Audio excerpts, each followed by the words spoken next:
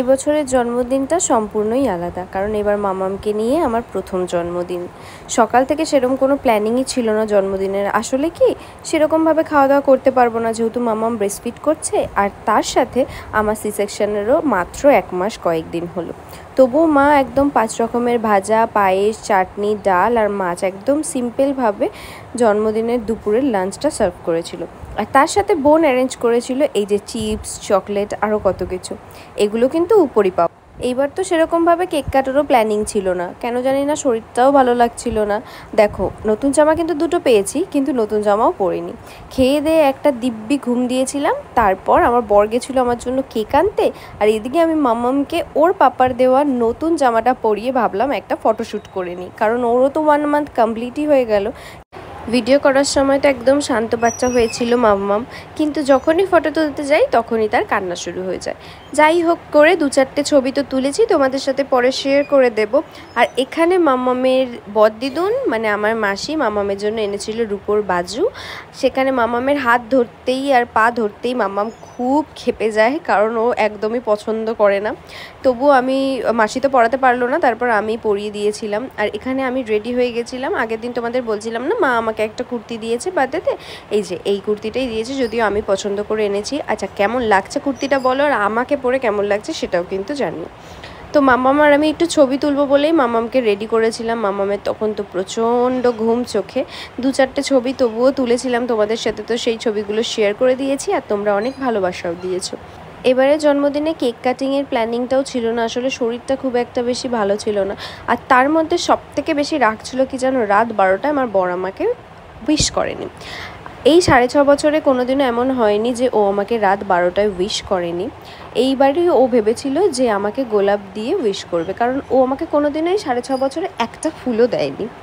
তো এই যে রোজ তো নিয়ে এসেছিলো, তার মধ্যে কী হয়েছিল, ও ভেবেছিল সারপ্রাইজ দেবে আমাকে। আর আমার একটা দিদি সেটা এনে আমাকে বলছে, কি রে এটা তোকে কে দিয়েছে? আমি তো জাস্ট সারপ্রাইজড হয়ে গেছি যে এটা তো আমাকে কেউ দেয়নি। তারপর জানতে পারলাম ওটা এনে আমার বর লুকিয়ে রেখেছিল, আর ওই দিদি ভেবেছে যে আমাকে নাকি ওটা দিয়ে দিয়েছে, তার জন্য দেখিয়ে দিয়েছে। যাই হোক, একদিকে তো খুশি হয়েছি যে 6.5 বছরের প্রথম গোলাপটা তো পেয়েছি, কিন্তু বেচারাকে আমি প্রচুর কথা শুনিয়েছি, কারণ রাত 12টায় কেন আমায় উইশ করেনি। আমি তো ওর থেকে উইশটা এক্সপেক্ট করছিলাম, তাই না? আমার কাছে রাত 12টার উইশটা ম্যাটার করে। হয়তো খুব বাচ্চা বাচ্চা জিনিস, কিন্তু আমার কাছে না এই সম্পর্কে ছোট ছোট জিনিসগুলো ভীষণ ম্যাটার করে। তো যাই হোক, আজকের দিনে আর এত কিছু বলবো না। সেদিন মনটা খুব খারাপ ছিল, পরে গিয়ে ঠিকঠাক হয়ে গেছিলো। কাউকেই বলা হয়নি, কারণ ওই যে বলেছিলাম কেকটাও কাটবো না। ও গিয়ে কেকটা নিয়ে এসেছে। আমি তো কেক ক্যান্সেলও করে দিয়েছিলাম, কাউকে তো বলাই হয়নি। মাসি এসেছিলো মাম্মামকে বাজু দিতে, তাই মাসিকে বললাম তুমি থেকেই যাও। আর এই কেকটা কিন্তু বেশ সুন্দরই বানিয়েছে গোপাদির থেকেই আমি কেক নিই। এখানে আসলে বেশ রিজনেবল প্রাইসে ভালোই কেক বানায়। তো কেকটা প্রথমে কাটিং করে নিলাম, আর মামামের ড্রেসটা চেঞ্জ করে দিয়েছি। তার একটা কারণ মামামের গরম লাগছিল, আর বাড়িতে না ওকে আমি কটন টাইপের কিছু একটা পরাই। আর ডাইপার এই সময় পরাই না, কিন্তু ডাইপারটা পরিয়েছিলাম তার কারণ, যেহেতু ওই নতুন জামাটা পরিয়ে একটা প্যান্ট পরিয়েছিলাম, না হলে তো 1 সেকেন্ডে সে ভিজিয়ে দেবে। তো এখানে বোন আর আমি রেডি হয়েছিলাম রিলস করার জন্য। ভাবলাম মামাম যখন ঘুমোচ্ছে আর বার্থডের জন্য যখন একটু রেডিই হব, তাহলে কটা রিলস বানানো যাক। তো এখানে আবার কেক কাটার পরে মা আমাকে খাইয়ে দিল। তারপর এখন হবে কিন্তু আশীর্বাদ পর্ব। আর এখানে এই যে যেই মানুষটা আমাকে উইশ করেনি সে আমায় খাইয়ে দিয়েছে। আমি এরকমভাবে এই বছরটা পুরোই খোঁটা তুলে যাব। আমার এটা স্বভাব, জানো তো। আমার মন মতো কিছু না হলে আমি সারা জীবন কথা শুনিয়ে যাই, মানে পুরো বছর, যতদিন না আমার নেক্সট জন্মদিন আসবে ততদিন ওকে এই কথাটা শুনতে হবে যে ও আমাকে 12টায় উইশ করেনি। তো যাই হোক, গিফট টিফট তো পেয়ে গেছি। ভেবেছিলাম যে আমার বর যেই কুর্তিটা দিয়েছে সেটা পরবো, কিন্তু না ওটা না সাইজে হয়নি, আমাকে অল্টার করতে হবে। আর আমি মাসি বাড়ি যাইনি, আর অল্টারও করা হয়নি। এখানে মা আমাকে আশীর্বাদ করে পায়েস খাইয়ে দিচ্ছিল। আমি না পায়েস খেতে একদমই পছন্দ করি না, মিষ্টি জিনিস মানে পিঠে পায়েস এগুলো আমার একদমই পছন্দ না।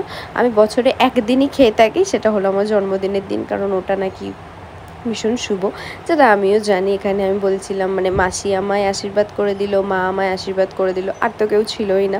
আচ্ছা, কুর্তিটা পরে আমায় কেমন লাগছে তোমরা জানিও, আর কুর্তিটা কেমন হয়েছে সেটাও কিন্তু জানিও। আর এদিকে না আমার মেয়ে উলু উলু শব্দে উঠে গেছিলো, আমি আবার ওকে একটু আদর করে দিলাম। আদর টাদর করে দিয়ে তারপরে আবার সে ঘুমিয়ে পড়েছে, কারণ এখন না ওর যেহেতু সাউন্ড ভালো শুনতে পায়, এখন কিছু একটু হলেই সে কেঁপে ওঠে। আর এখানে যেহেতু সবাই মিলে শাক বাজাচ্ছিল, উলু দিচ্ছিল, তাই জন্য ও না আরও তাড়াতাড়ি উঠে যাচ্ছিলো।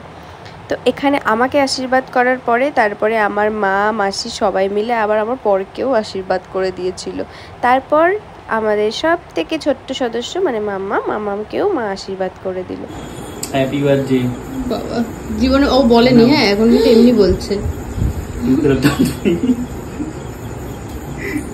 তুই সেই লোক আবার বলবো আবার নিয়ে নেবো আর না। তারপর এখানে আমি ঢং করছিলাম, আসলে অনেকগুলো দিন পর একটু সেজেছি তো বেশ ভালোই লাগছিল নিজেকে, জানো তো। আর আমার মনে হলো এই কালারটা আমাকে বেশ শ্যুট করেছে।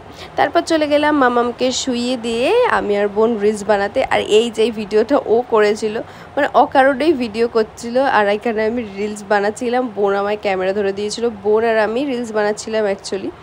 তোমরা যারা যারা রিলস দেখতে চাও তারা অবশ্যই আমার ইনস্টাগ্রামে গিয়ে একটু ফলো করে দিও। তো আজকে বোন আবার বলছিল ট্রিট দেওয়ার জন্য, আমি বললাম না আজকে আর যাবো না, অন্য কোনো দিন যাবো। আজকে ব্লগটা কেমন লাগলো তোমরা অবশ্যই কমেন্ট করে জানিও আর সাবস্ক্রাইব করে পাশে